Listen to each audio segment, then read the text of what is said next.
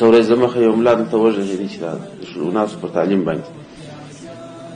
بیا نو په دغسې طالبانو په مجلس کې بیان کړی دي خپل د اجتهاد نه یې کار اخیستی دی چې په پلانکي غذا کې ښځې داسې په دوا وخته وي پلانکي داسې دا جریان یې مخته وړی دي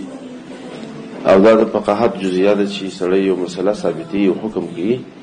په نن زمانه کې هغه به یو فقهي جزیه د ځان سره لري چې پلانکی کتاب وایي پلانکی کتاب اوس د حدیث شته استنباط کوي بیا خپل استنباط باندې فیصله ده چې دا عمل نو سنت او بیا دغه وروسته د دې سنت عمل په مقابل کې چې کوم حکم دی هغه موصیت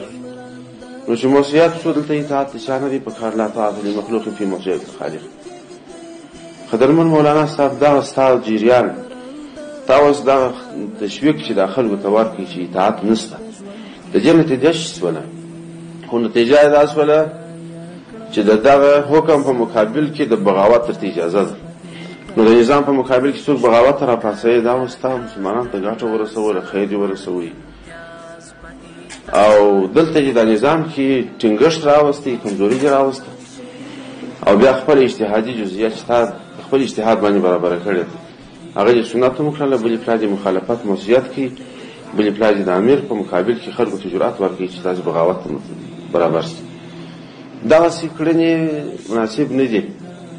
که څوک څه تحقیق لري مخالف نظر لري نو لاره معلومه ده شرعي جزئیات هغه ده چې ورسې امیر ته ورسې دا نظر جوړ سره شریکي شي امیر صاحب محترم ستاسو په نظر کې زموږ په فکر باندې دغه مشکلات چې د حکم دی په دغه وجوهات باندې کمزوري دي موږ هر وخت اعلان ورته کړی دی چې زموږ متعلق څوک خبره لري زموږ د وزارت متعلق راځي چې هر څوک موږ سره شنو خبر ور سره کوو مجلس سره کوو که په مشکل یم ګټیا و شکریا بیا ادا کوو د نظر قدردانی وو کو امیر المؤمنین صاحب ته به موږ ورسو چې قدرمن امیر المؤمنین صاحب دغه جزئیات چې د مولانا لیکل ده دا واقعیت د دې د چې غاور پروسي او د میډیا پر مخ باندې په عامه مجالسو کې دا اړه ماته شریعه اړه نه معلومیږي کمزوري